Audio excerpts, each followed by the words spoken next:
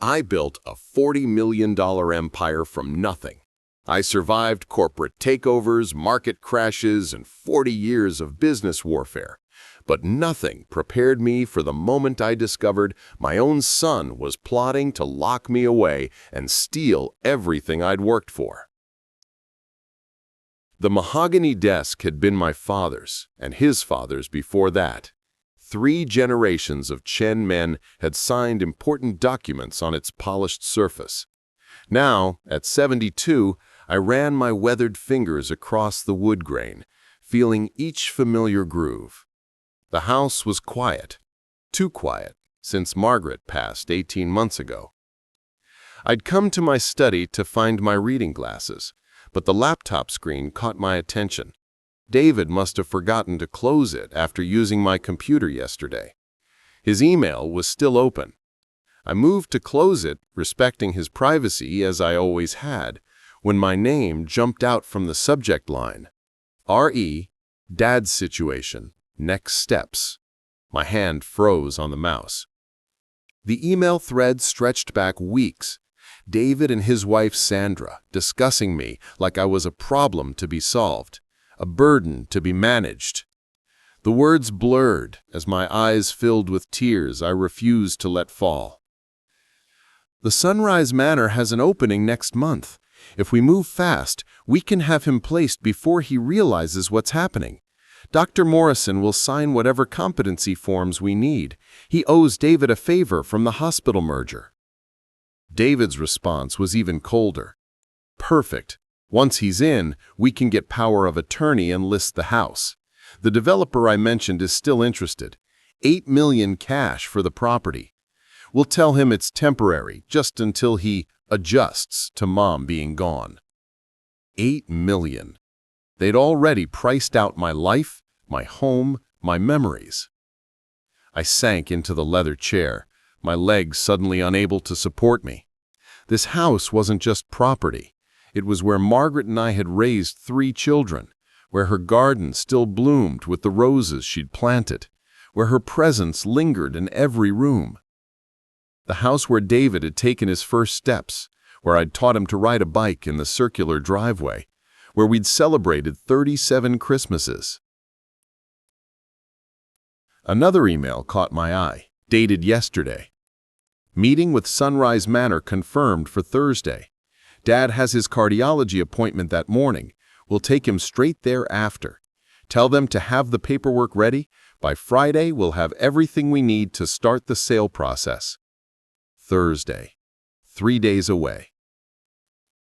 I closed the laptop with trembling hands. In 3 days, my son planned to ambush me, to lock me away and steal my home. The boy I'd put through medical school, whose wedding I'd paid for, whose children I'd spoiled. He saw me as nothing more than an obstacle to $8 million. But David had forgotten something crucial. Before I retired, I built Chen Industries from nothing into a $40 million company. I hadn't survived in business for 40 years by being anyone's victim. If my son wanted to play games with my life, he was about to learn that his old man still had a few moves left. In America, we're taught that family comes first. But what happens when your family sees you as nothing more than a walking ATM? This is how I fought back against the son who tried to steal my freedom and the $8 million he thought I was too old to protect. The next morning arrived with unusual clarity. I woke at 5 a.m., my mind sharper than it had been since Margaret's funeral. Betrayal, I discovered, was better than coffee for cutting through grief's fog. I dressed carefully in my charcoal suit, the one I wore for board meetings back when I still ran the company. If I was going to war, I'd dress the part. The mirror reflected a man I'd almost forgotten. Marcus Chen, the entrepreneur who'd outmaneuvered Fortune 500 companies and built an empire from scratch. My first stop was the law offices of Hartley & Associates. James Hartley had been my attorney for 20 years, but more importantly, he despised David. My son had once tried to poach James's biggest client, claiming his father's connections gave him the right. James had never forgotten. "Marcus," James stood as I entered, his expression shifting from pleasant surprise to concern. "You look like a man on a mission." "I need to move fast, James, very fast." I laid out what I'd discovered, watching his face darken with each detail. "They plan to move Thursday. Today's Monday. What are my options?" James leaned back, fingers steepled. "First, that competency scam they're planning? Dr. Morrison lost his license in Nevada for similar schemes. I'll make sure the medical board knows he's at it again. Second, the house. Is David's name on any documents?" "Nothing. Margaret and I were careful about that. The house, the investment accounts, everything's in my name alone." "Good. Here's what we're going to do." James outlined a strategy that was brilliant in its simplicity. By the time I left his office, I had a new will, a medical power of attorney assigned to my daughter Lisa in Seattle, who'd always been the honest one, and paperwork started to transfer the house into an irrevocable trust that no power of attorney could touch. My next stop was more painful. Dr. Sarah Kim, my actual cardiologist. I needed her to document my perfect mental capacity and overall health. The tests took 3 hours, but she provided me with a detailed report that would destroy any competency claim. "Your cognitive function scores are in the 95th percentile for men your age," she said, shaking her head. "I'm sorry your son would try to something like this, Marcus." "So am I," I replied, tucking the reports into my briefcase. That afternoon, I met with Rebecca Martinez from Coldwell Banker Premier. She'd sold houses in this neighborhood for 30 years and knew the market better than anyone. $8 million is insulting," she said after touring the property. "With the historical designation and that view, we're looking at $12 million minimum. I have 3 buyers who'd start a bidding war tomorrow. I need to move fast. Can you do a pocket listing? Quiet sale? Cash only? Close in 2 weeks?" Her eyes gleamed. "For this property, I'll have offers by Wednesday."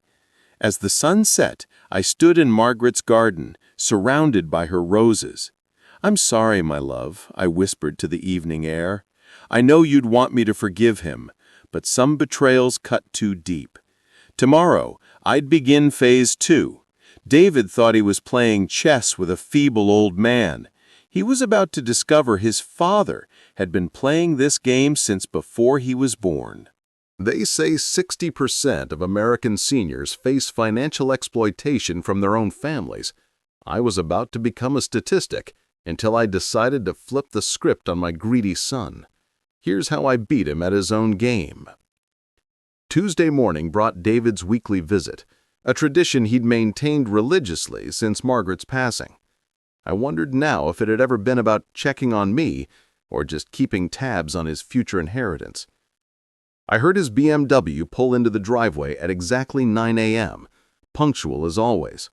I positioned myself in the living room with a cup of tea and yesterday's crossword puzzle, the picture of a lonely, confused widower. "Dad?" David's voice carried that false cheer medical professionals use with patients they consider senile. "How are we doing today?" "Oh, David!" I looked up with practiced surprise, letting my hand shake slightly as I set down the pen. "Is it Tuesday already? The days just blur together now." He settled into the armchair across from me, his doctor's eyes scanning, evaluating, looking for signs of decline he could document. "Have you been taking your medications?" "I think so." I gestured vaguely toward the kitchen, though I sometimes forget if I've taken them or not. Your mother always handled that. I saw the satisfaction flicker across his face. Every symptom I displayed was another brick in the case he was building. What he didn't know was that James Hartley was recording everything through the smartphone in my shirt pocket. California was a 2-party consent state, but my living room was clearly posted with security camera notices. "Actually, Dad, I wanted to talk to you about that. Sandra and I have been worried. This house is so big for just one person, and with your memory issues—" "Memory issues? Have I been forgetting things?"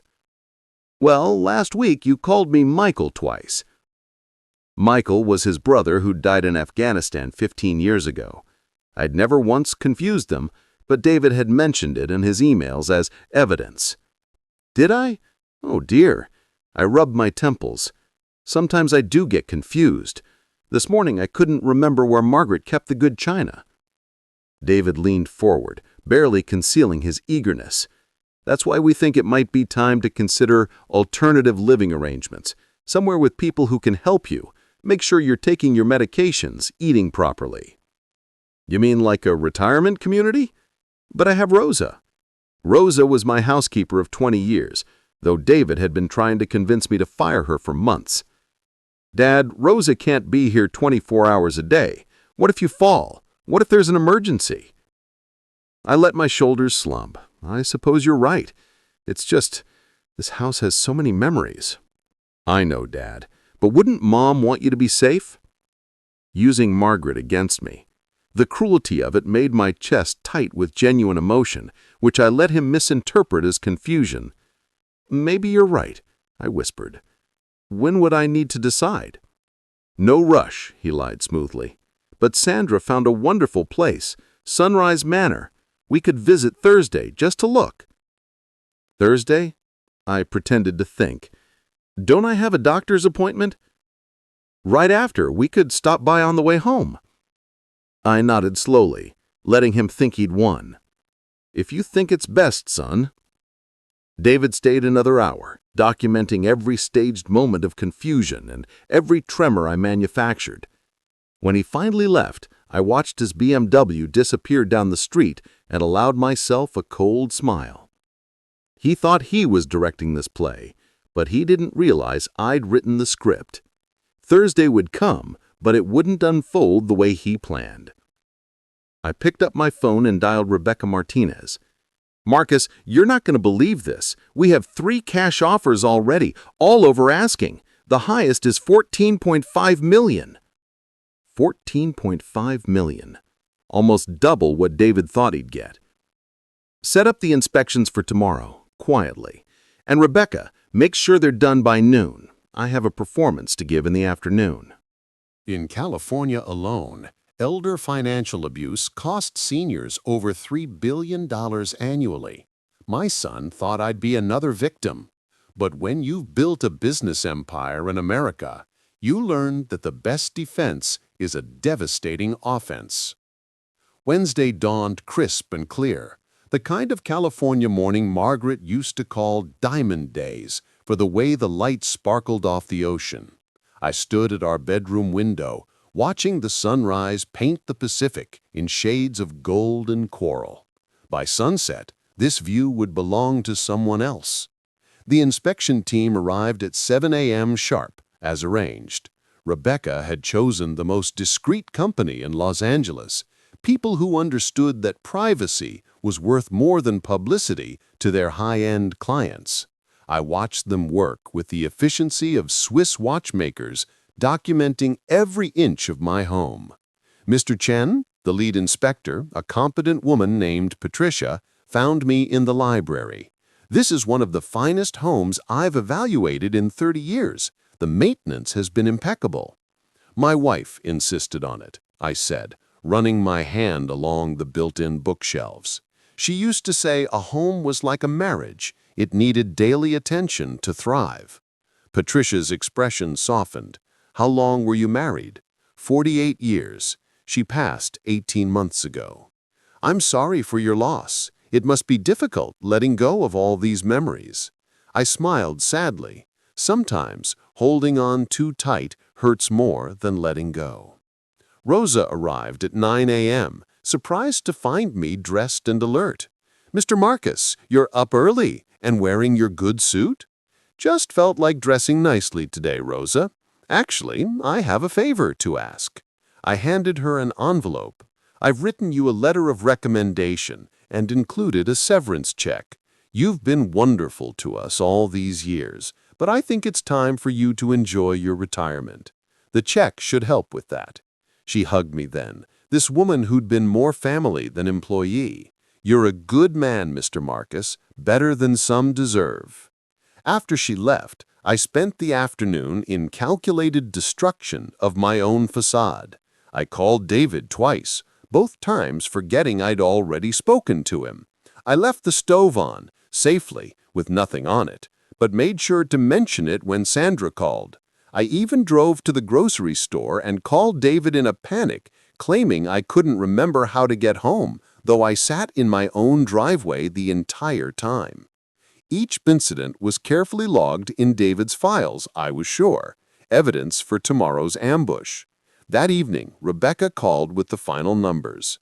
Marcus, the Nakamura family bid $15.2 million, all cash, 10-day close.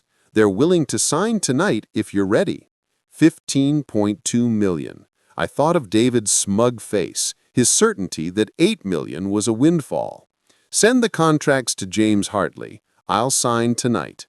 Marcus, are you sure about this? Once you sign, I've never been more sure of anything since I asked Margaret to marry me. I spent my last night in the house, walking through each room, saying goodbye. In David's childhood bedroom, I found his Eagle Scout certificate, his high school valedictorian medal, photos of father-son fishing trips. When had that bright-eyed boy become a man who could betray his father for money? In the master bedroom, I packed carefully. Not just clothes, but the things that mattered. Margaret's jewelry box, our wedding album, the watch my father gave me when I started the company. Everything else was just furniture. I left David's room for last, placing a single photo on his old desk, the two of us at his medical school graduation, both beaming with pride.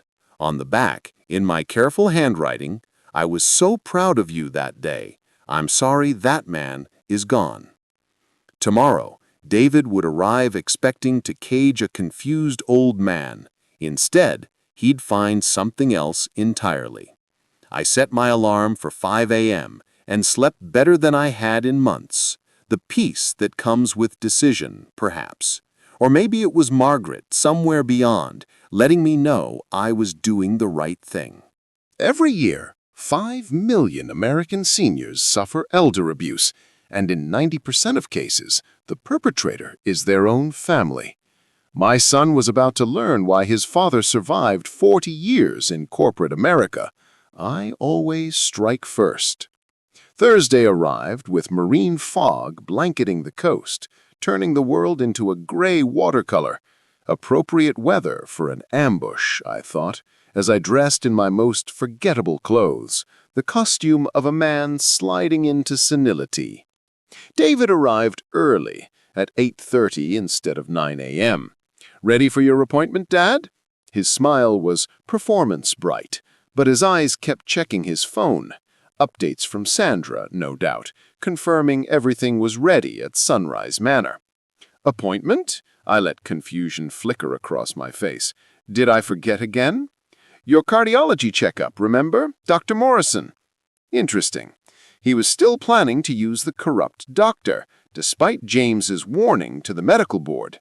Either David hadn't gotten word yet, or he was too arrogant to change course.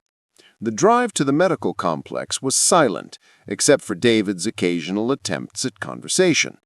I responded with half-sentences and distracted observations, playing my part while memorizing every detail of my son's betrayal. Dr. Morrison's office was exactly what I'd expected. Too luxurious for an honest practice, too eager to please. The doctor himself was a nervous man with sweating palms who couldn't meet my eyes. "Mr. Chen, how are we feeling today?" He glanced at David. "Tired," I said truthfully. "Very tired." The examination was a farce. Morrison asked leading questions designed to establish cognitive impairment, while David hovered, coaching my responses with subtle gestures. I gave them what they wanted: confusion about dates, inability to remember recent events, difficulty with simple math. "I'm concerned," Morrison finally said, addressing David more than me. "These symptoms suggest significant cognitive impairment. I'd recommend immediate intervention." "What kind of intervention?" I asked, widening my eyes. David took my hand. The first genuine touch he'd offered in months. "Somewhere safe, Dad, where people can help you."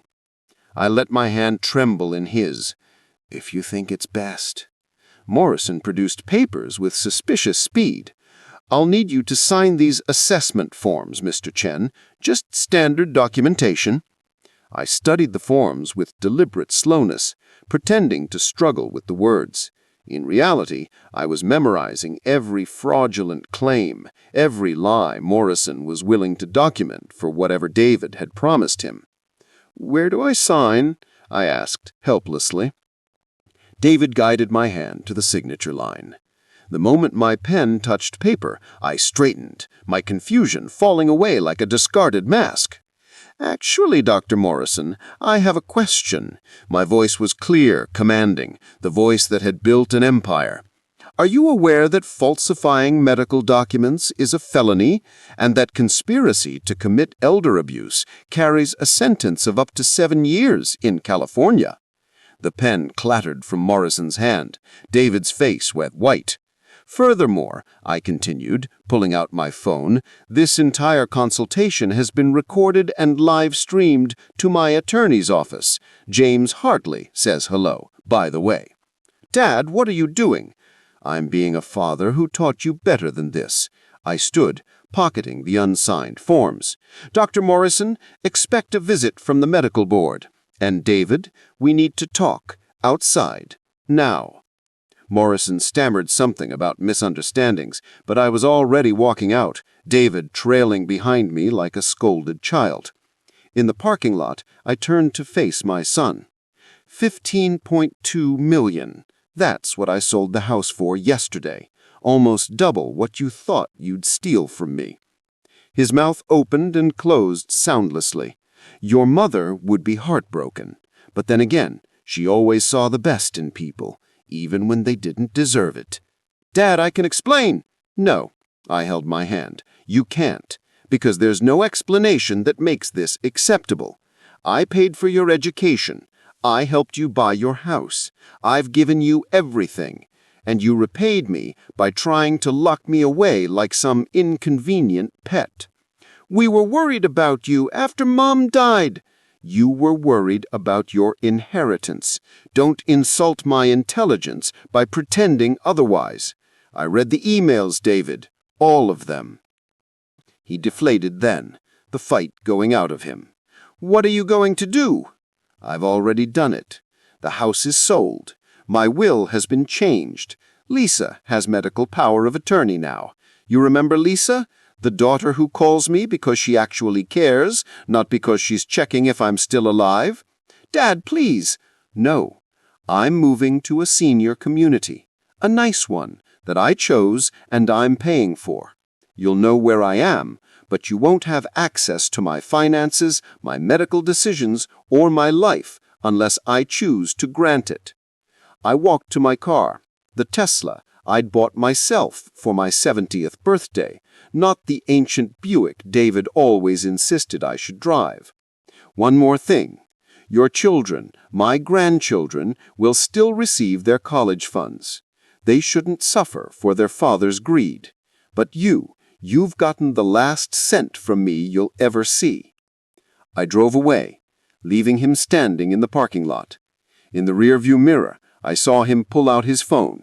Calling Sandra, no doubt, to tell her their scheme had failed, that the golden goose had flown the coop. In America, we celebrate success stories, but nobody talks about what happens when your success makes you a target, especially when the hunter is your own flesh and blood. This is how I turned the tables on a son who forgot where he came from. By the time I reached the Four Seasons, my phone had logged 17 missed calls from David and 23 from Sandra. I'd booked the penthouse suite for a week, my transition period before the senior community was ready.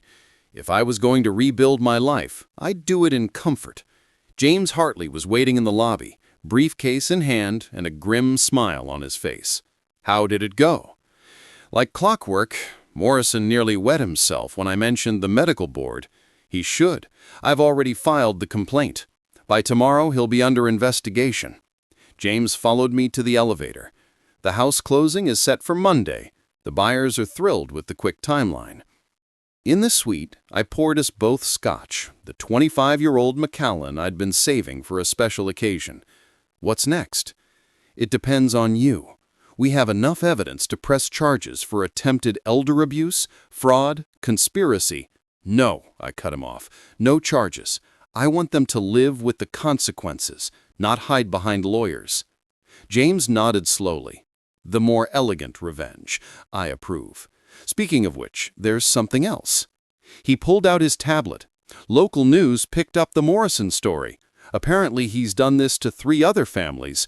You're about to become a hero, Marcus. I winced. I don't want publicity. Too late.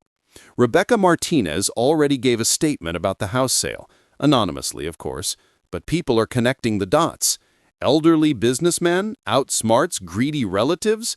That's front-page material in today's world. My phone buzzed. Lisa, calling from Seattle.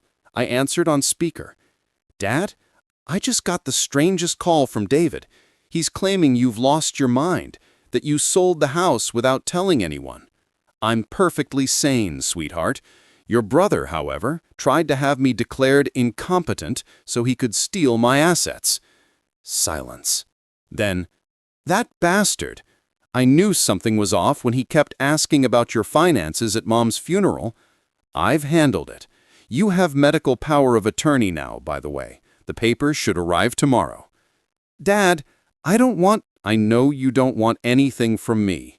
That's why I'm the only one I trust with it. I paused. How are the kids? They miss their grandfather. Maybe you could visit. I know it's a long flight, but actually, I've been thinking about getting a place in Seattle. Smaller than the house, of course, but close enough to see you and the grandchildren regularly. Lisa's voice broke. I'd love that, Dad. We all would. After we hung up, James raised his glass. To family. The ones who deserve the title, anyway. We clinked glasses, and I felt something I hadn't experienced since Margaret's death. Hope. David had tried to bury me, but he'd forgotten the first rule of business. Always know your opponent's strengths. That evening, I ordered room service and watched the sunset from my balcony. Somewhere across the city, David and Sandra were scrambling, trying to salvage their plans. Tomorrow, they'd discover just how thoroughly those plans had been destroyed. But tonight, I simply enjoyed the view and the freedom of a man who refused to be anyone's victim. They say revenge is a dish best served cold, but in America we prefer our justice served with a side of public humiliation. Watch how one father exposed his son's greed to everyone who mattered, including the son's own children. Friday morning brought a storm, both literal and figurative. Rain lashed against the penthouse windows as I reviewed the emails James had forwarded. David's desperation was palpable in every word. Dad, please answer your phone. This is all a misunderstanding. Mr. Chen, this is Sandra. We're concerned about your mental state. Please contact us immediately. Dad, I'm going to call Adult Protective Services if you don't respond. That last one made me laugh. Let him call. I had a file an inch thick documenting my perfect mental health and his attempted fraud. The hotel phone rang. Mr. Chen, this is Jennifer Walsh from Channel 7 News. We'd like to interview you about the elder abuse situation with Dr. Morrison. I hung up. James had warned me this would happen, but I hadn't expected it so soon. My phone buzzed with a text from Rebecca Martinez. Check the LA Times website now. The headline made me groan. Local business legend outsmarts alleged elder abuse scheme. They'd kept my name out of it, but anyone who knew me would recognize the details. $40 million company, recently widowed, Palos Verdes estate. It was obviously me. My phone rang again. This time it was my grandson, David Jr., calling from Stanford. Grandpa, is it true what they're saying? Did Dad really try to... I closed my eyes. This was the part I dreaded. DJ, where are you calling from? My dorm. Grandpa, please, just tell me the truth. The truth is complicated, son. Your father made some bad choices, but that doesn't change who you are or how much I love you. Mom's been crying all morning. Dad locked himself in his office and won't come out. Emma heard them fighting about money and some doctor. His voice cracked. Did Dad really try to put you in a home to steal your money? There was no gentle way to answer. Yes. The silence stretched between us. Finally, I'm sorry, Grandpa. I'm so sorry. You have nothing to apologize for. Listen to me, DJ. Your college fund is safe. So is Emma's. Whatever happens between your father and me, you and your sister are still my grandchildren. That will never change. Can I come see you? Spring break is next week. I'd like that. In fact, why don't you and Emma both come? I'll be in my new place by then. After we hung up, I sat in the rain-darkened room, feeling the weight of what I'd set in motion. Protecting myself was one thing, but the ripples were spreading, affecting innocent people. My phone buzzed, a text from an unknown number, but I recognized the writing style immediately. Sandra, using a burner phone. You've destroyed our family. David's practice is getting calls about the Morrison scandal. Parents are pulling their children from his care. I hope you're satisfied. I typed back, I didn't destroy anything. I simply refused to be a victim. Your husband's reputation is suffering because of his own choices, not mine. He was trying to help you. He was trying to rob me. There's a difference. She didn't respond, but 20 minutes later, James called. David's been suspended from the hospital pending an investigation. Apparently, several nurses came forward about him pressuring elderly patients to sign documents they didn't understand. My heart sank. He's done this before? Looks like it. You weren't the first, Marcus. You were just the first to fight back. I hung up and stood at the window, watching the rain wash the city clean. Margaret always said that storms cleared the air, made room for new growth. I hope she was right, because the storm was far from over. In America, we have a saying, the apple doesn't fall far from the tree. But what happens when that apple is rotten? This is the moment a father realized his son had become everything he'd taught him not to be. Saturday arrived with clear skies and a summons, not a legal one, but something far more powerful. David's daughter Emma had called, begging me to meet them at a neutral location. Please, Grandpa, just 1 hour. We need to understand. I chose a quiet restaurant in Manhattan Beach, public enough for safety, but private enough for hard conversations. I arrived early, selecting a corner booth where I could see the entrance. Old habits from my business days always control the terrain. They entered together, DJ looking older than his 20 years, Emma with eyes red from crying, and between them, David. My son looked like he'd aged a decade in 2 days. His usually perfect hair was disheveled, his designer clothes wrinkled. Sandra was notably absent. Dad, he began, but Emma cut him off. No. You don't get to talk first. My granddaughter, usually so gentle, had steel in her voice. Grandpa, we need to know everything. No filters, no protecting us. We're adults. I studied their faces. DJ's quiet strength, Emma's fierce determination. They deserved the truth. It started 3 weeks ago, and I told them everything. The overheard conversation, the emails, the plot with Morrison, the house sale. I left nothing out, even showing them screenshots of the most damning messages. Emma read them, her face growing paler with each word. Dad, how could you? This is Grandpa. David's shoulders slumped. You don't understand the pressure. Pressure? DJ's voice was ice. What pressure? You drive a $100,000 car. You live in a $5 million house. What possible pressure could justify this? Your grandfather doesn't understand what it's like now, David said weakly. The private schools, the college funds, the lifestyle you're accustomed to, that he pays for, Emma slammed her hand on the table. Grandpa pays for our school. He bought you that house. He funded your practice, and you repaid him by trying to lock him up? I watched my son crumble under his children's judgment. It was harder to witness than I had expected. I was going to pay it back, David whispered, once the market improved, once my investments recovered. Investments? I leaned forward. What investments? His silence told me everything. You gambled it away, didn't you? The money I gave you, the loans, all of it? That's why you needed the house money. DJ's face went white. The cryptocurrency. You told Mom it was a sure thing. David nodded miserably. I lost everything. $3 million gone in 6 months. The house is mortgaged to the limit. The practice is in debt. I thought if I could just get the house money. You thought you'd steal from your father to cover your mistakes? I felt tired suddenly, ancient. Just like you stole from your patients. I never stole. What do you call pressuring confused elderly people into signing financial documents? What do you call what you tried to do to me? Emma was crying now, silent tears streaming down her face. Dad, how many others? How many other families did you destroy? David couldn't answer. In that moment, I saw him clearly, not as my son, but as what he'd become, a desperate man who'd lost his moral compass chasing easy money. The hospital knows, I said quietly. They're investigating. You'll probably lose your license. I know. His voice was barely audible.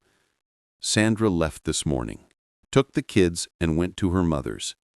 DJ and Emma exchanged glances. She didn't take us anywhere, Emma said slowly.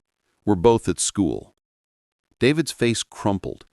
I meant the younger kids, your half-siblings. Another secret revealed, another betrayal uncovered. My grandchildren sat in stunned silence as their father confessed to a second family, another life built on lies and borrowed money. How long? DJ asked. 4 years. The same time he'd started pressuring me for larger loans. The pieces fell into place with sickening clarity. I stood, suddenly needing air. I'm done here. DJ, Emma, you have my number. You're always welcome in my life. David, I looked at my son, this stranger wearing familiar features. Don't contact me again, unless it's through lawyers. I left them there, my grandchildren demanding answers from a father they no longer recognized. Outside, I breathed deeply, tasting salt air and freedom. The hardest cut had been made. Now, perhaps, healing could begin. Every year, elder financial abuse costs American seniors $36 billion. But the real cost isn't measured in dollars. It's measured in broken trust and shattered families. This is what happened when one family's greed finally caught up with them. Monday morning arrived with the efficiency of a Swiss train. By 9 a.m., I was sitting in the conference room of Hartley & Associates, signing papers that would transfer ownership of my beloved home to the Nakamura family. Each signature felt like closing a chapter of my life. The funds will be in your account by noon, James assured me. What do you want to do about David's situation? I'd spent the weekend thinking about that question. What are his options? Realistically, he's facing disbarment from medical practice, potential criminal charges for elder abuse, and civil lawsuits from at least 3 families. He'll be bankrupt within 6 months. And his children? The college funds you set up are protected. They can't be touched by creditors. I nodded slowly. Set up a trust, $500,000, but he can't access it directly. It pays for his legal defense and basic living expenses only. Nothing more. James raised an eyebrow. That's generous, considering. It's not for him. It's for DJ and Emma. They shouldn't have to watch their father go to prison because he can't afford a decent lawyer. And if he's convicted anyway? Then at least I'll know I didn't let vengeance destroy what little family I have left. After the closing, I drove to my new home, a luxury senior community in Marina del Rey. Not Sunrise Manor with its hospital-like halls and desperate residents, but Ocean View Terrace, where retired CEOs and federal judges spent their golden years in dignity. My apartment was modest by my old standards, 2 bedrooms, 2 baths, a balcony overlooking the Pacific. But it was mine, chosen by me, paid with my money. The furniture from Margaret's sitting room had been delivered, and seeing her favorite chair by the window made the space feel like home. My phone buzzed, a text from Lisa. "Dad, check the news." The breaking story was brutal in its simplicity. Prominent LA physician charged in elder abuse scheme. David's medical license had been suspended. Morrison had been arrested. 3 families had come forward with allegations spanning 5 years. I turned off the television and sat in Margaret's chair looking out at the ocean. Somewhere, David was watching his life crumble. Sandra was consulting divorce lawyers. My grandchildren were processing the revelation that their father was a criminal.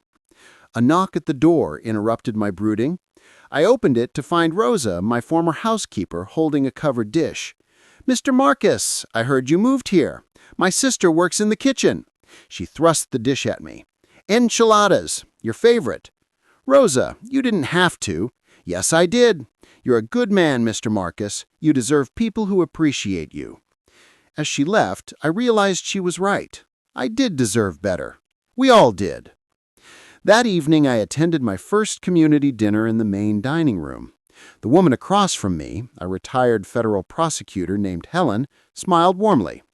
"You're the one who exposed the Morrison scheme." It wasn't a question. News travels fast. Faster in a place with people with nothing but time and internet access. She leaned forward conspiratorially. "Good for you. My nephew tried something similar with his mother. These entitled children think we owe them our life's work." "What happened with your nephew?" "She disinherited him and donated everything to charity. $60 million to the ACLU. She still sends him Christmas cards hoping she'll change her mind." I laughed, the first genuine laugh since finding those emails. Around the table, others shared their own stories of family betrayal and triumph. I wasn't alone in this. None of us were. Later, walking back to my apartment, I felt lighter than I had in years. The house was gone, but the prison of family obligation had gone with it. David had freed me in a way he never intended. My phone rang. DJ calling. "Grandpa, I wanted you to know, Emma and I have decided to legally change our last name to Chen, if that's okay with you."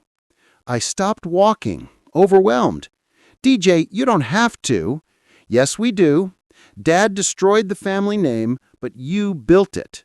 We want to be part of what you built, not what he tore down." "Then I'd be honored." After we hung up, I stood in the California twilight, feeling Margaret's presence like a warm embrace. She'd always said the family we choose is stronger than the family we're born with. As usual, she was right. In corporate America, we call it creative destruction, tearing down the old to build something better. But when the corporation is your own family, the demolition can be devastating. This is what rose from the ashes of betrayal. Tuesday brought lawyers. They descended like well-dressed vultures, each representing different interests in the wreckage of David's life.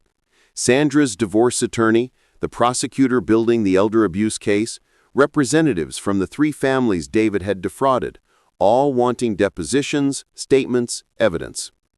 I met them all in James's conference room, answering questions with clinical detachment. Yes, that was David's handwriting. Yes, he'd discussed placing me in Sunrise Manor. No, I'd never given him permission to make medical decisions for me. Mr. Chen, the prosecutor, a sharp young woman named Catherine Park, leaned forward. "Your son stole approximately $1.2 million from elderly patients over 5 years. Your testimony could ensure he serves significant prison time. Are you prepared for that?" I thought of the other families, the confusion and fear David had inflicted on vulnerable people. I'm prepared to tell the truth.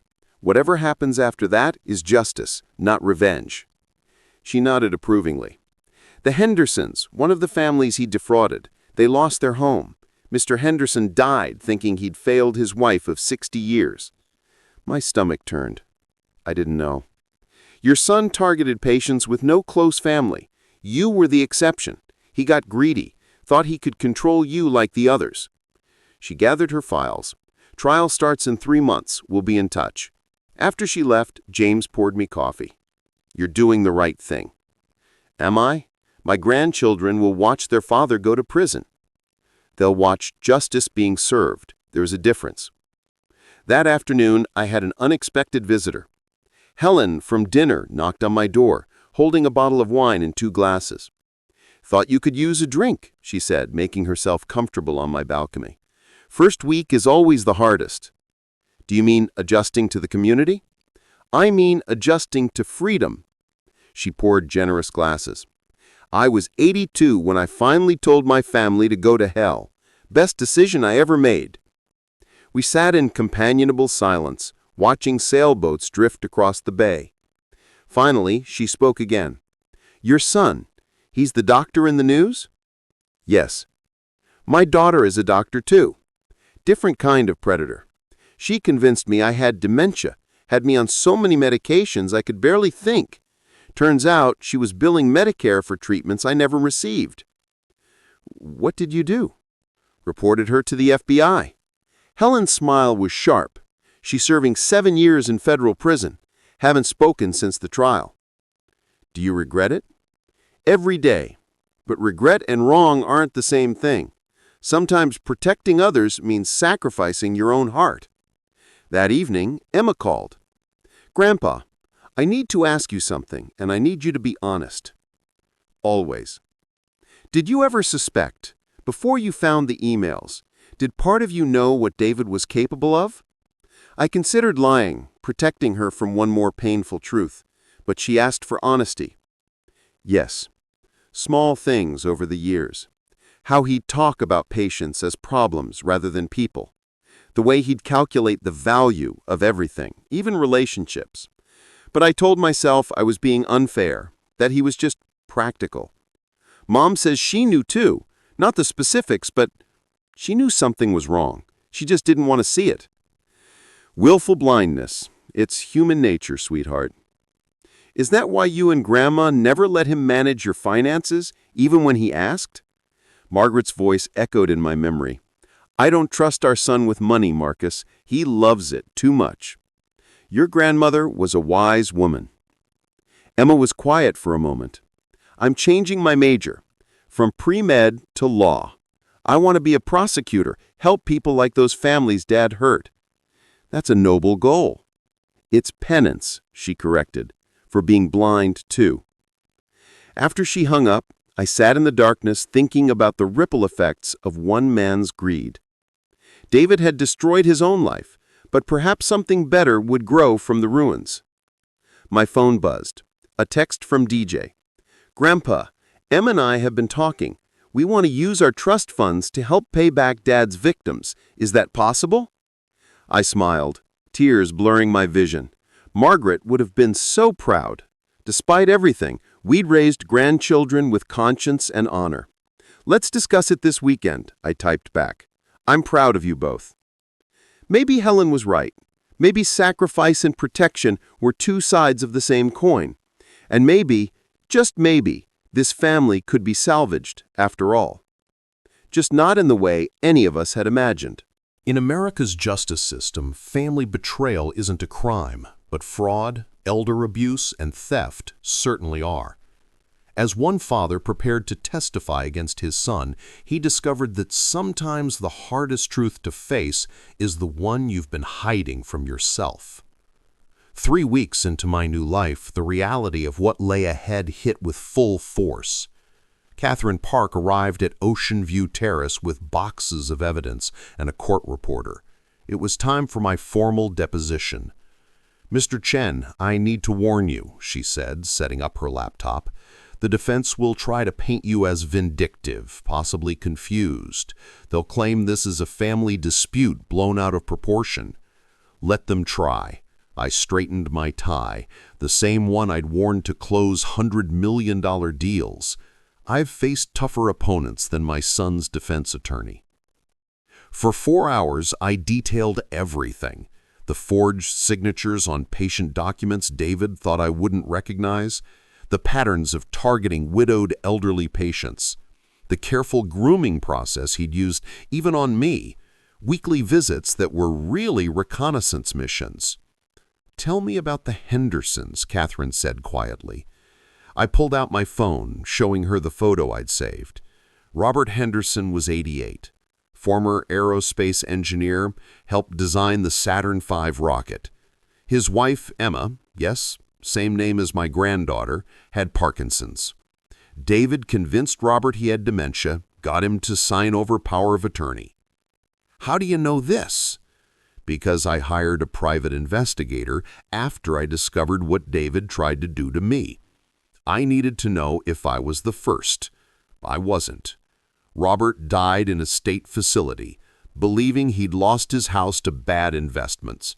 In reality, David had sold it and pocketed $600,000. Catherine nodded, making notes. "The defense will ask you why you didn't report your suspicions earlier." "Because I was a coward." The admission burned. I suspected something was wrong when David bought his third luxury car while claiming his practice was struggling, but I chose to believe his lies rather than face the truth about my son. That's not cowardice, Mr. Chen. That's being human. After she left, I found Helen in the garden, tending to roses that reminded me painfully of Margaret's. "Rough day?" she asked, not looking up from her pruning. "I just gave prosecutors enough evidence to send my son to prison for 20 years. "Good," she straightened, fixing me with sharp eyes. "Those families deserve justice. Your boy made his choices." "He's still my son." "No." Helen's voice was firm. "The son you raised died somewhere along the way. What's left is a stranger wearing his face. Don't confuse the two." That evening, DJ and Emma arrived for dinner. They looked older, worn by the weight of their father's crimes. We ate in my small dining room, the silence heavy with unspoken questions. Finally, Emma broke it. "We've been to see the Hendersons." "Emma Henderson, I mean, Dad's victim." I set down my fork. "And?"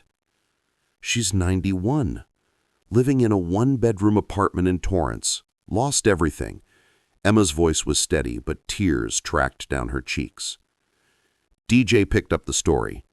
"We gave her a check from our trust funds. Not enough to buy the house back, but enough to get her into a better place." "She cried," Emma whispered. "She said we didn't owe her anything, that the sins of the father shouldn't fall on the children." "But they do," DJ said flatly. "They always do. That's why we're changing our names, why Emma's switching to law, why I'm leaving pre-med for social work. We can't undo what he did, but we can try to balance the scales." I reached across the table, taking their hands. "Your grandmother would be so proud. You're choosing to build something from the wreckage. That takes real courage." "Did you ever think he'd change? Even at the end, did you hope?" I thought of David in that restaurant, deflated and exposed. I hoped he'd show remorse. Real remorse, not just regret at being caught. But he never did. Even now, his lawyers claim he was trying to help me, that the other families are lying. He called us yesterday, from jail. Said you'd poisoned us against him. What did you tell him? The truth. That he poisoned himself with greed, and we're just trying to survive the fallout. We finished dinner in contemplative silence. As they prepared to leave, Emma hugged me tightly. "Grandpa, thank you for being strong enough to stop him. If you hadn't, how many more families would he have destroyed?" After they left, I stood on my balcony, watching the lights of Los Angeles twinkle below. Tomorrow would bring more depositions, more evidence, more painful truths. But tonight I had hope. My son was lost, but his children, Margaret's grandchildren, they were finding their way to something better. Sometimes that's all the redemption we get. Sometimes it's enough. They say the enemy of my enemy is my friend. But what happens when that enemy is your own family? In the twisted aftermath of betrayal, sometimes the most unexpected alliances form in the pursuit of justice. The call came at 6 a.m. on a Thursday, 3 days before the trial was set to begin. I didn't recognize the number, but something made me answer. "Mr. Chen? This is Sandra, David's wife, ex-wife. We need to talk." An hour later, I sat across from my former daughter-in-law in a Starbucks in Hermosa Beach.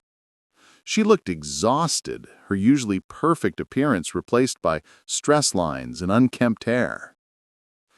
"I know what you think of me," she began, clutching her coffee like a lifeline. "That I was part of it, that I knew." "Didn't you?" She met my eyes. "I knew he was struggling financially. I knew he resented asking you for money. But the fraud? The elder abuse? I swear, I didn't know until the emails surfaced." "You wrote some of those emails, Sandra. About putting me in Sunrise Manor." "I know." Her voice broke. "I thought... God, this sounds horrible. I thought you were actually declining. David had been telling me for months about your confusion, your memory lapses. He was so convincing, Marcus. He convinced me my own observations were wrong." I studied her face, looking for deception. "What do you want?" "To testify, for the prosecution." She pulled out a folder. David kept records, detailed notes on every patient he targeted, including you. He called it his retirement plan. My blood chilled as I read David's meticulous documentation. Names, ages, assets, family situations, medical vulnerabilities. My own entry was clinical in its assessment. Father, 40 million net worth, widowed, isolated. Primary obstacle, mental acuity remains sharp. Solution, gradual gaslighting campaign, established pattern of confusion. "He never loved any of us," Sandra said quietly. "We were all just assets to be managed." "When did you find these?" "After his arrest, hidden in his home office." She laughed bitterly. "You know what else I found? Adoption papers. He was planning to adopt more children. Not because he wanted a family, but because he calculated that judges go easier on defendants with young dependents. The cruelty of it stole my breath. "The children you have with him?" "Are with my mother in Arizona. They're too young to understand why Daddy's not coming home." She wiped her eyes.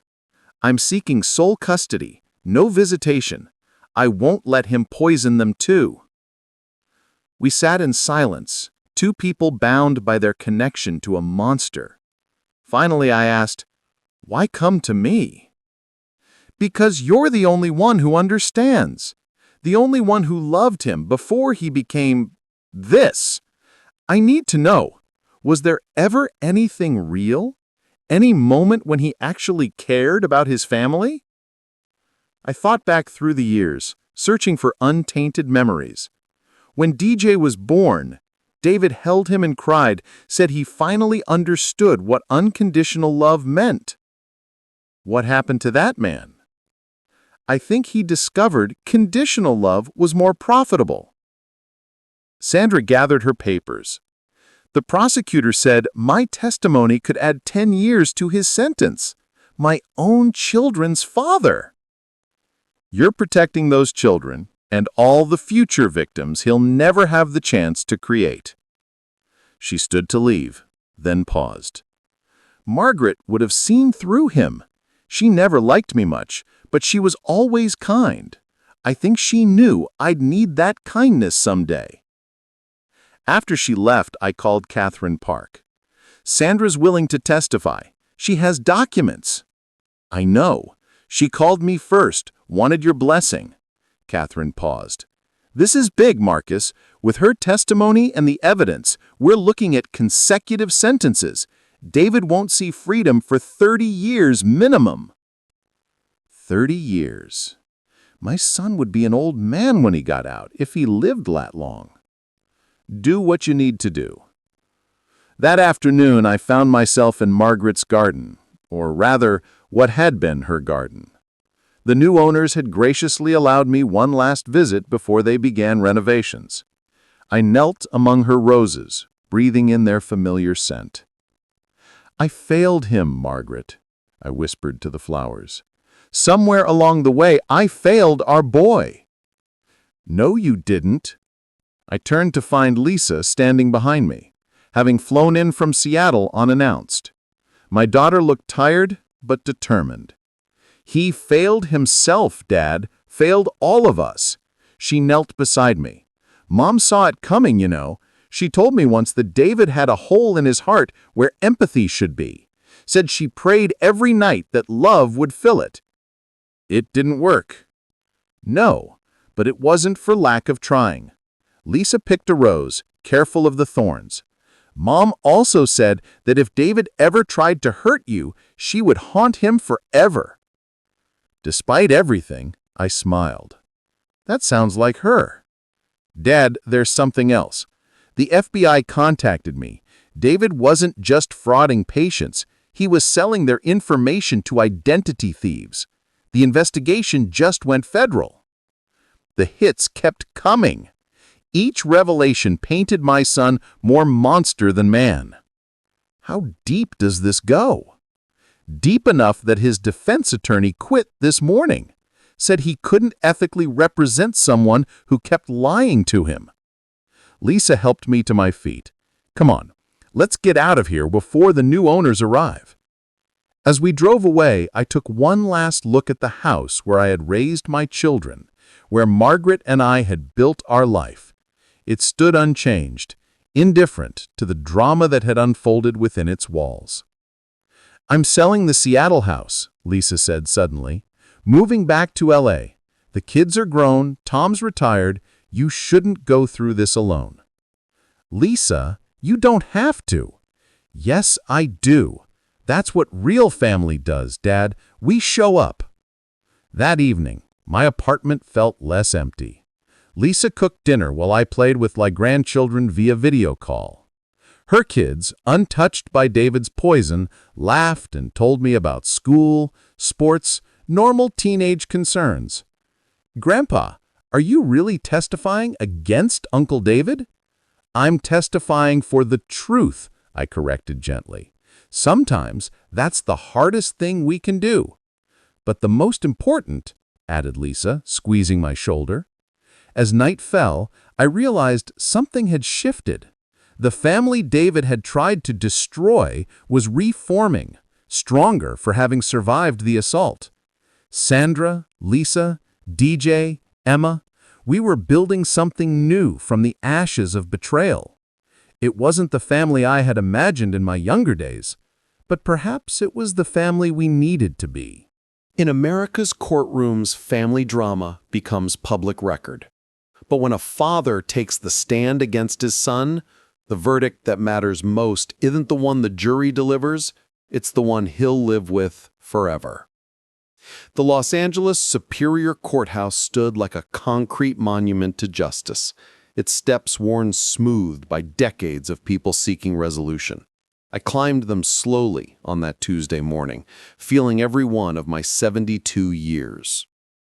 Inside, the hallway buzzed with activity.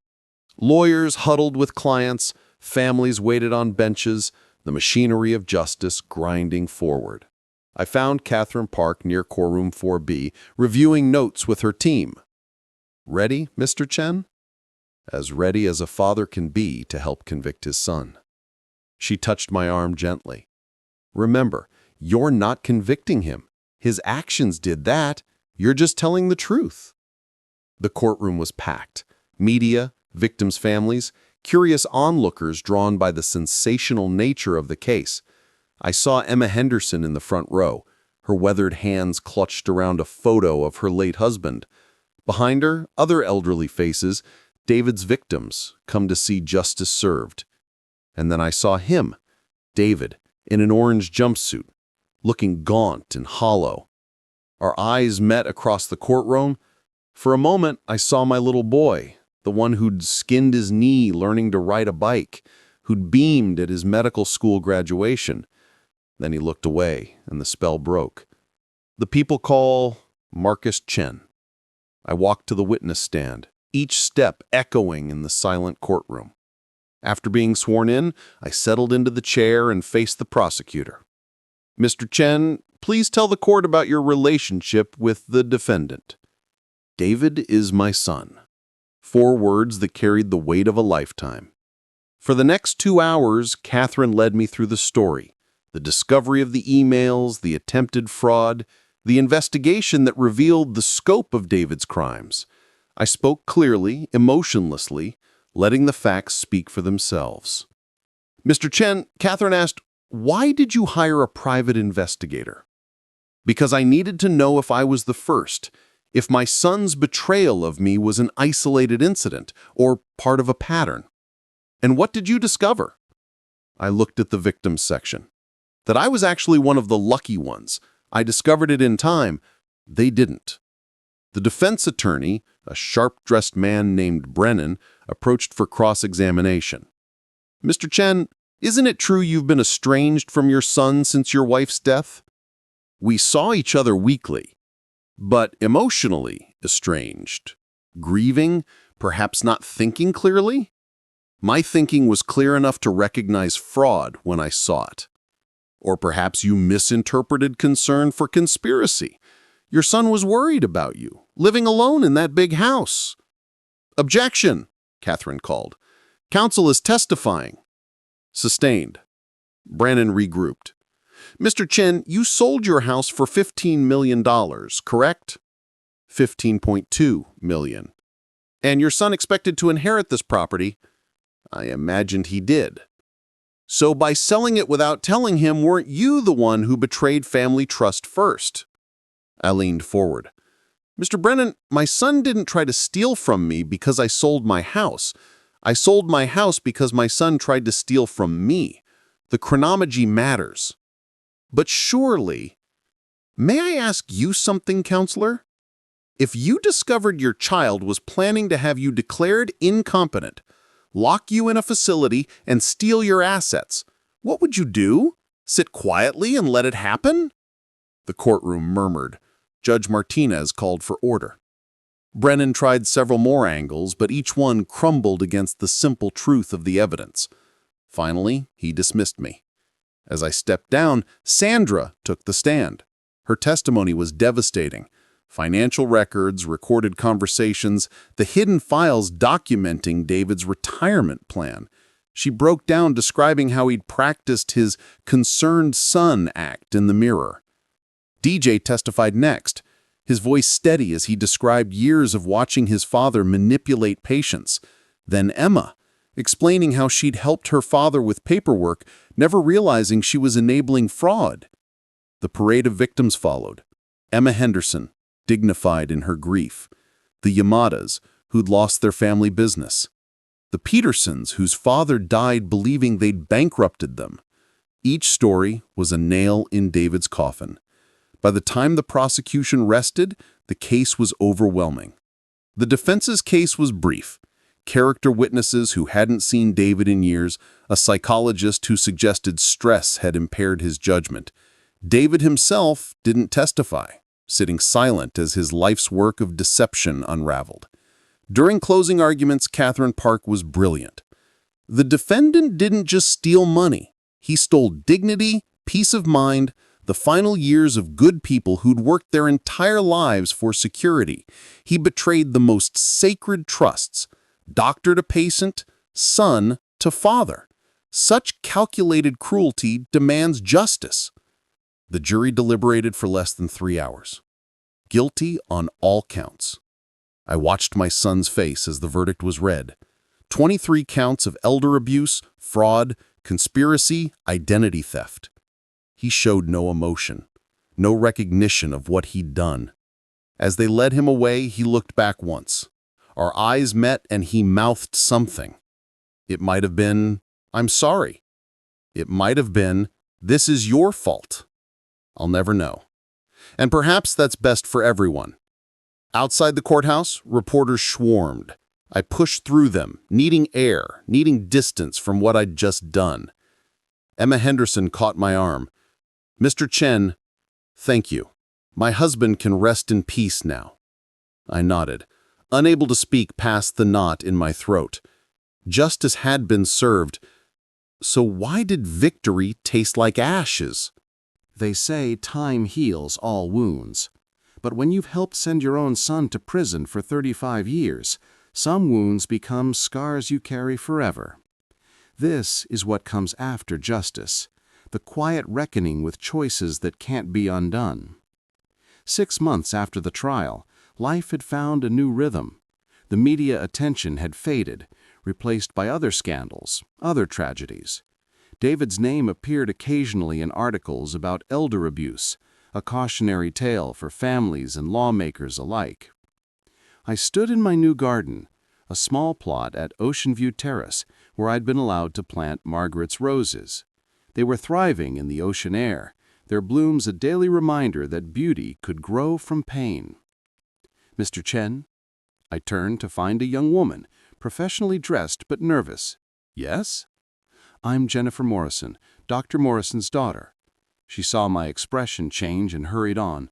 "Please, I just need a moment." I gestured to a nearby bench, curiosity overcoming caution. "What can I do for you?" "I wanted to apologize for my father. He killed himself last month. Left a note confessing to everything, including cases the prosecution didn't know about. He left this for you." Morrison's handwriting was shaky. "Mr. Chen, I helped your son because I was just like him, seeing patients as paydays, not people. You did what I never had the courage to do. You stood up. I'm sorry for my part in trying to destroy you. May you find the peace I never could." Jennifer wiped her eyes. "He wasn't always like that. Medicine broke something in him. The pressure, the debt, the constant fear of lawsuits. He said David promised him easy money, a way out." "I'm sorry for your loss," I said, meaning it. Another casualty of my son's greed. "He left instructions to liquidate everything and give it to David's victims. It won't undo the damage, but maybe it helps balance the scales." After she left, I sat among the roses, thinking about the ripple effects of sin. Morrison dead, David in prison, families destroyed, all because greed had poisoned what should have been noble professions. My phone buzzed. Lisa texting, "Dinner at 6? DJ and Emma are coming." These dinners had become our new tradition. Every Sunday, my remaining family gathered in my small apartment. We cooked together, shared our weeks, slowly building something new from the wreckage. That evening, as we prepared Margaret's famous lasagna, Emma made an announcement. "I got into law school. Full scholarship to UCLA." We celebrated with sparkling cider and tears. DJ had news too. He'd been accepted into a master's program in social work, focusing on elder advocacy. "You know what's funny?" DJ said, helping me set the table. "In a twisted way, Dad gave us our purposes. Emma's going to prosecute people like him. I'm going to protect people like you. He created his own opposition." "Your grandmother would say that's karma," Lisa observed. "What would she say about forgiveness?" Emma asked quietly. The room fell silent. It was the question we'd all danced around for months. She'd say, "Forgiveness isn't about the person who wronged you. It's about freeing yourself from the poison of hatred." But she'd also say forgiveness doesn't mean forgetting or allowing someone to hurt you again. "Have you forgiven him?" DJ asked. I considered the question. "I've forgiven the boy he was. The man he became, I'm working on it." After dinner, we looked through photo albums Lisa had saved. Pictures of better times, family vacations, graduations, Margaret's last birthday. In every photo, David smiled, giving no hint of the darkness growing inside him. "I've been visiting him," Emma said suddenly. We all turned to stare. Just twice. He's different. Smaller. He asked about you, Grandpa. Said he dreams about that house every night. What did you tell him? That the house is gone, but the family survived. Not the way any of us expected, but we survived. She met my eyes. He cried. I've never seen him cry before. That night, unable to sleep, I walked to the beach. The moon was full, casting silver patterns on the waves. I thought about David in his cell, dreaming of a house that no longer belonged to us. Did he dream of the family meals, the laughter, the love we'd shared before money became his god? A couple passed by, elderly like me, holding hands. The woman smiled at me. Beautiful night. Yes, I agreed. Beautiful. They continued on, and I envied their simple happiness, their uncomplicated love, their children who probably called just to chat, not to scheme. But envy, like hatred, was poison. I had Lisa, DJ, Emma. I had new friends at Ocean View, particularly Helen, who'd become a constant companion. I had my health, my freedom, my dignity. Most importantly, I had the knowledge that when tested, I'd chosen justice over comfort, truth over family loyalty. Not everyone could say that. As I walked back to my apartment, my phone chimed, a text from an unknown number. I almost deleted it, but then noticed it was from the federal prison. Dad, I know you'll probably delete this, but I need you to know I'm sorry. Not just for getting caught, but for what I became, for what I did to you, to Mom's memory, to everyone. I don't expect forgiveness. I just needed to say it. David. I stared at the message for a long time. Then I did something I hadn't done in months. I typed back. I received your message. It wasn't forgiveness. It wasn't reconciliation. But it was acknowledgement. A crack in the wall between us. Maybe, someday, it would be enough. Every American family has its secrets, its betrayals, its moments of choosing between blood and justice. This is how one family rewrote its legacy, not by forgetting the past, but by refusing to let it define their future. 1 year later, I stood in a familiar place, with an unfamiliar purpose. The courthouse steps, worn smooth by thousands of feet seeking justice, now hosted a different kind of gathering. "Ladies and gentlemen," Catherine Park addressed the assembled crowd, "the Chen Foundation for Elder Protection is more than just a response to tragedy. It's proof that from the worst betrayals can come the strongest purpose." Behind her stood a banner bearing Margaret's picture and the Foundation's motto, "Dignity has no expiration date." DJ and Emma flanked me, both wearing professional suits that made them look impossibly adult.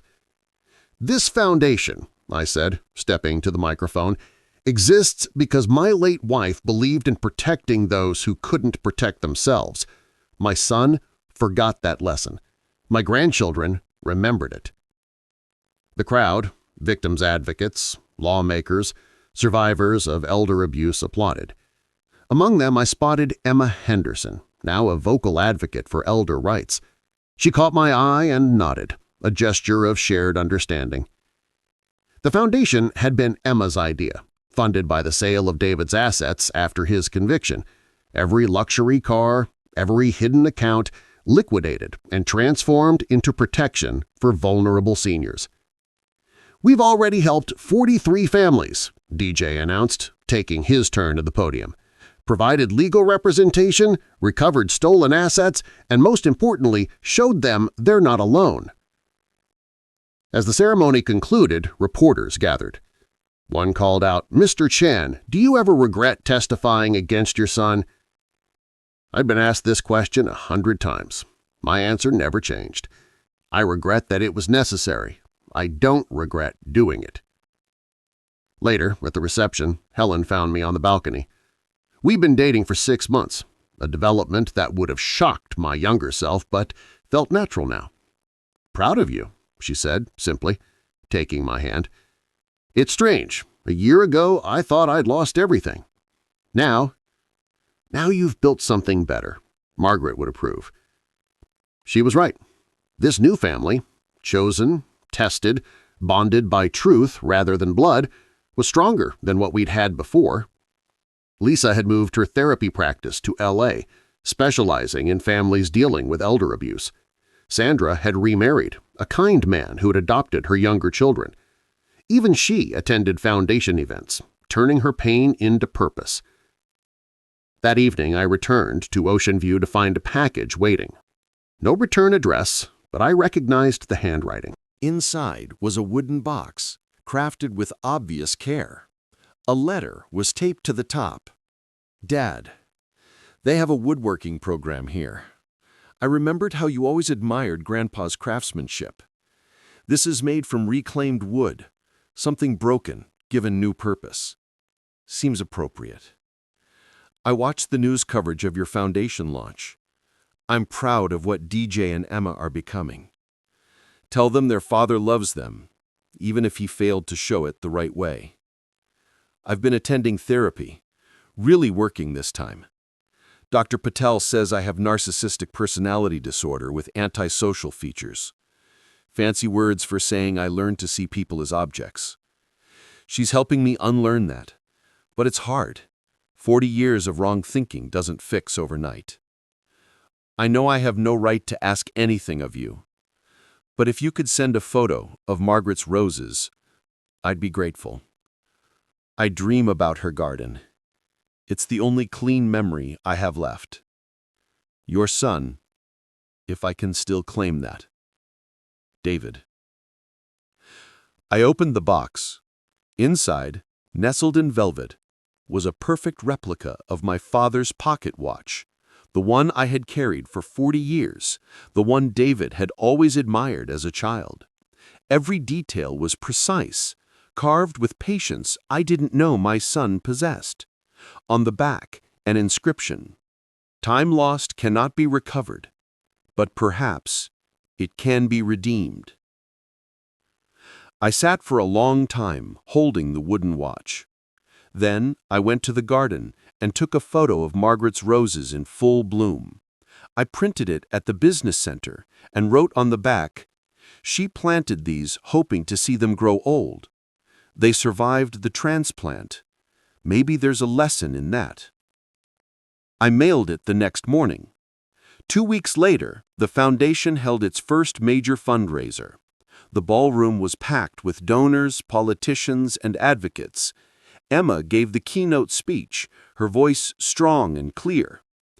Elder abuse thrives in silence and shame.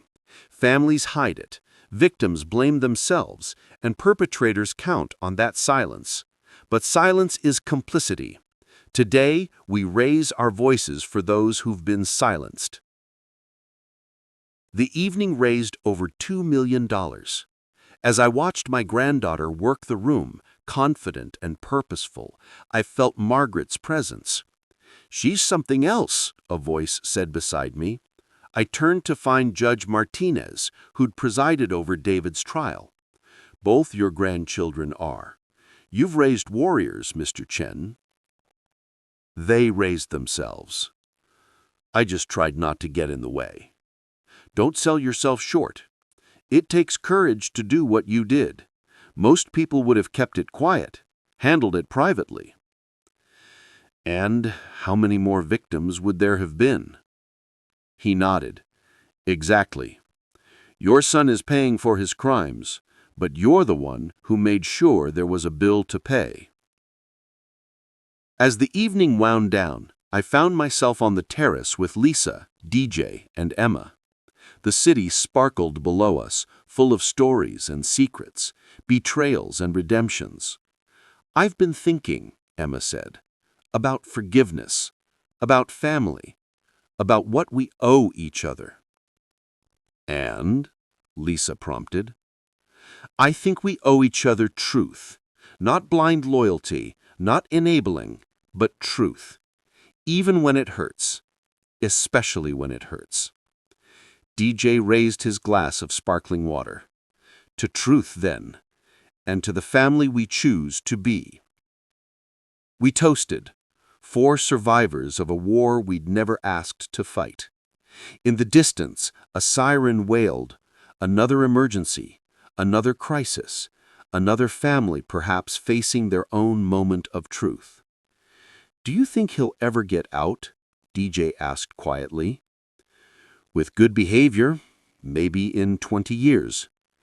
He'll be in his 70s. Will you see him?" I thought about the wooden watch sitting on my dresser, about the boy who had carved it, and the man he'd become, about redemption and its limits. "I don't know, but I'll keep sending pictures of the roses." It wasn't much, but it was something. A thread of connection in case either of us ever found the strength to weave something new. The party ended, guests departed, and life continued. The foundation grew, helping families across California. DJ graduated and joined the staff full-time. Emma passed the bar exam on her first try. Lisa's practice thrived. Helen and I took a cruise to Alaska, sending postcards to everyone, except the one person who might have wanted one most. And somewhere in a federal prison, my son worked wood and attended therapy, and perhaps, slowly, learned to see people as more than opportunities. I couldn't save him. That was the hardest truth I had to accept. But his children had saved themselves, and through them, maybe some small part of David would find redemption. The roses bloomed. The foundation helped dozens of families. Life, complicated and painful and beautiful, went on. In the end, that's all any of us can do. Tend our gardens, protect the vulnerable, and hope that somewhere in the wreckage of our failures, something worthwhile takes root. Margaret would have said that was enough. Most days, I believed her. The letter arrived on a Tuesday, mixed in with bills and advertisements. Official prison stationery, but the handwriting had changed. Smaller, more careful. "Dad, the parole board denied my first application. They said I haven't shown enough remorse. They're probably right. How do you show remorse for becoming a monster? How do you apologize for destroying lives? But I wanted you to know I've been corresponding with Emma Henderson, sending her my commissary money, what little there is. She writes back sometimes, tells me about her new apartment, the one the foundation helped her get. She's forgiven me. I don't understand how, but she has. DJ visited last month. We didn't talk much, but he brought photos. You look happy with Helen. I'm glad. Mom would want you to be happy. I know I've lost the right to ask for anything, but if you could, just once, visit. I'd like to tell you something in person, something I should have said years ago when it might have mattered. David." I set the letter aside and looked out at the garden. The roses were in full bloom, 5 years of growth creating a wall of color and fragrance. Marguerite was deadheading the spent blooms, humming something tuneful. That evening, I discussed it with the family. Lisa was against it. DJ was neutral. Emma, surprisingly, was in favor. "He's different," she said. "Still broken, maybe always will be, but different." 2 weeks later, I drove to the federal prison in Victorville. The desert heat was oppressive, the landscape barren. Inside, after endless security checks, I sat in a sterile room and waited. The man they brought in was my son in features only. Gray-haired, thin, wearing thick glasses I'd never seen before. He moved carefully, as if afraid of taking up too much space. "Dad," his voice was hoarse, "thank you for coming." We sat in silence for a moment. Then he spoke. "I loved you. I need you to know that. Somewhere, under all the greed and calculation, I loved you and Mom. I just loved money more, and that poisoned everything." "I know." I said quietly. The wooden watch. Do you still have it? On my dresser. I wind it every morning. His eyes filled with tears. I'm glad. It's the only honest thing I've made in 20 years. We talked for an hour. Not about forgiveness or reconciliation, but about small things.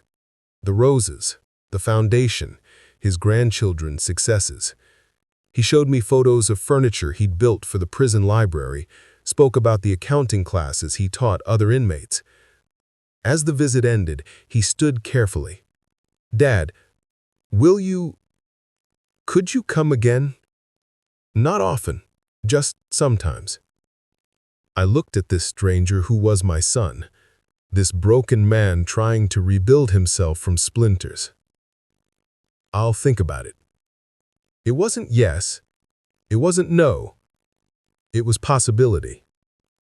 Outside, the desert sun was setting, painting the sky in shades of redemption. I drove home to my family, the one I'd chosen, the one that had chosen me. The roses were waiting, Marguerite's legacy still blooming. I watered them carefully, whispering updates to my late wife, about justice served and mercy contemplated, about the family we'd lost and the one we'd found. Somewhere behind concrete walls, our son was learning to be human again. Too late for his victims, too late for us, but perhaps not too late for his soul. And in that perhaps, in that slender possibility of redemption, lay the final lesson of our story. Sometimes, the greatest revenge isn't destruction. It's surviving, thriving, and leaving the door cracked just wide enough for grace to slip through. Even when they don't deserve it. Especially then.